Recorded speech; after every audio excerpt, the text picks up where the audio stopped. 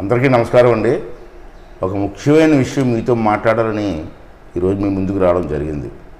ఆంధ్ర రాష్ట్రంలో రేపు ఏప్రిల్లో ఎన్నికలు జరగవచ్చని చెప్పి మేము అందరం భావిస్తున్నాం. మీకు కూడా తెలిసే విషయం. అయితే ఈ ఎన్నికల్లో మరి ఓటర్ లిస్ట్ కూడా తయారైపోయింది. మరి 4-5 రోజుల క్రితం అనుకుంటాను ప్రభుత్వం మనకి ఓటర్ లిస్టులు కూడా పంపించారు.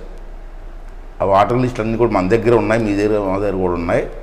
అంటే ప్రతి ఒక్కరూ కూడా వాటర్ లిస్టులు క్షుణ్ణంగా పరిశీలించండి. ఎందుకంటే ఈ జగన్మోహన్ రెడ్డి ఎట్టి పరిస్థితుల్లో కూడా వచ్చే ఎన్నికల్లో గెలవడానికి వీలు లేదు. రాష్ట్ర భవిష్యత్తు కోసం, మన పిల్లల భవిష్యత్తు కోసం జగన్మోహన్ రెడ్డిని ఎట్టి పరిస్థితుల్లో జైలుకి పంపించవలసిందే. దాంట్లో వేరే ఆలోచనే ఉండకూడదు. మనకి రాష్ట్ర భవిష్యత్తు కోసం అంటే జైలుకి పంపించాలంటే ముందు ఓడించాలి కదా. మనం ఓడించాలంటే మనకు ఓటు ఉండాలి కదా. అంటే జగన్మోహన్ రెడ్డి చేసేదంటే ఈ వాలంటీర్ వ్యవస్థని అధికారులు కొంతమంది పనికిమాలిన అధికారులు చేతిలో పెట్టుకొని ఈ ఓటర్ లిస్టులో దొంగ ఓట్లు జాయిన్ చేసి లేకపోతే మన ఓట్లు తీయించేసి గెలవాలని ప్రయత్నాలు స్టార్ట్ చేశాడు. ఆల్రెడీ తెలిసిపోయింది అతనికి. రేపు ఎన్నికల్లో నేను జగన్మోహన్ రెడ్డి గెలడన్న విషయం తెలిసిపోయింది. ఓడిపోతే ఇంటికి కాదు జైలుకి కూడా పోతాడని అర్థమైంది. కాబట్టి ఏదోలాగా మన ఓట్లు తీసేసేయడం లేదా ఏదో ప్లాన్ చేసి దొంగ ఓట్లు జాయిన్ చేసి గెలవాలని చెప్పి ఒక ప్లాన్ చేస్తున్నాడు. అది కూడా అందరికీ తెలిసిన విషయమే. అయితే జగన్మోహన్ రెడ్డిని ఎట్టి పరిస్థితుల్లో ఓడించాలని మాట్లాడుతున్నాం. ఓడించాలంటే ఓటు ఉండాలి కదా. అంచేత వాటర్ లిస్టులు వచ్చాయి కొత్తగా, గవర్నమెంట్ ప్రింట్ చేసి పంపించారు ఎన్నికల కమిషను. ఆ వాటర్ లిస్టుని క్షుణ్ణంగా పరిశీలించండి. ఆ వాటర్ లిస్టులో మన పేర్లు ఉన్నాయా లేదా, మన బంధువుల పేర్లు ఉన్నాయా లేదా, మన తాలూకు అభిమానుల పేర్లు ఉన్నాయా లేదా, మన తెలుగుదేశం పార్టీ నాయకుల తాలూకు పేర్లు ఉన్నాయా లేదా, ఇవన్నీ కూడా పరిశీలించండి. పరిశీలించిన తర్వాత ఒకవేళ పేరు కానీ లేకపోతే మీరు అనుమానపడాల్సిన లేదు. ఎలక్షన్ కమిషన్ మనకి టైం ఇచ్చారు. నామినేషన్ వేసి టైం ఇస్తారు మనకి. ఆ టైంకి 10 రోజుల ముందు వరకు కూడా మన టైం ఉంది. నామినేషన్ అయిపోయిన తర్వాత చేయడానికి అవదు. నామినేషన్ ముందు 10 రోజుల ముందు ఎప్పుడైనా సరే మీరు ఫారం 6 ఫిలప్ చేసిస్తే మీకు కంపల్సరీగా ఓటు ఇవ్వవలసిందే. దాంట్లో ఏ విధమైన ఇబ్బందులు ఉండవు. అది ఆల్రెడీ ఎన్నికల కమిషన్ మనకి అవకాశం ఇచ్చింది.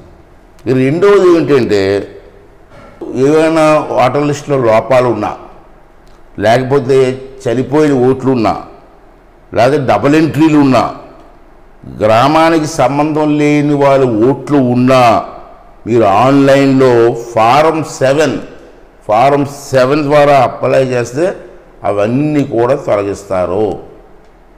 ఇది కూడా గుర్తుంచుకోండి మీరు. ఇది చాలా అవసరం. దీని మీద మీరందరూ కూడా బాగా జాగ్రత్తగా, మనది 3 నెలలు మనం కష్టపడితే 5 సంవత్సరాలు ఈ రాష్ట్ర భవిష్యత్తుని కాపాడే వాళ్ళని అవుతారు. కాబట్టి దయించి ఆలోచించి చేయమని చెప్పి ఈ సందర్భంలో మీ అందరికీ మనం చేస్తున్నాను.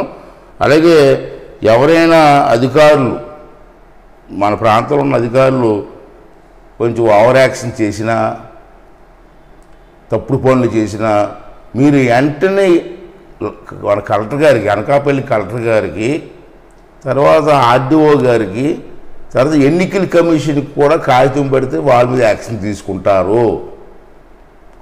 ఒకవేళ మీరు ఎన్నికల కమిషన్ కానీ కలెక్టర్ గారికి కానీ అయ్యేది గారు లెటర్ రాయాలని తెలియకపోతే నా నర్సీపట్నం మా ఇంటికి వస్తే నేను ఏ విధంగా రిపోర్ట్ రాయాలో మా పిఏల ద్వారా వాళ్ళ ద్వారా మీకు చెప్పించి ఏర్పాటు చేస్తాను.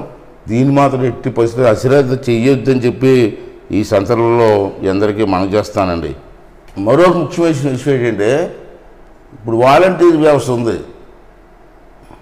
మనం ముఖ్యమంత్రి ప్రతి మీటింగ్లో నా వాలంటీర్లు మన పార్టీకి సంబంధించిన వాలంటీర్లు చెప్తున్నాడు పబ్లిక్గా. ఈ వాలంటీర్ల ద్వారా తప్పుడు పనులు చేయించడానికి ముఖ్యమంత్రి గారు ప్రయత్నం చేస్తున్నారు. అలాగని చెప్పి ఎవరు సగం మంది చేసేవాళ్ళు ఉండరు నాకు తెలిసి. ఎవరైనా కొంతమంది ఉంటే అటువంటి వాళ్ళని గుర్తించండి. అలాగే మండల లెవెల్లో అధికారులు ఎవరైనా కొంచెం ఓవర్ యాక్షన్ చేస్తే నా దృష్టి తీసుకురండి. నేను ఎన్నికల కమిషన్ దృష్టి తీసుకెళ్ళి, కలెక్టర్ గారి దృష్టికి తీసుకెళ్ళి వాళ్ళ మీద చర్యలు తీసుకునే ప్రయత్నం మనం చేద్దాం. ఎక్కడ అశ్రద్ధ చేయొద్దండి. ఈ రాష్ట్రానికి, రాష్ట్ర ప్రజలకి, మన పిల్లల భవిష్యత్తుకి చాలా ఎన్నికలు ముఖ్యం. కాబట్టి అందరూ అశ్రద్ధ చేయొద్దండి.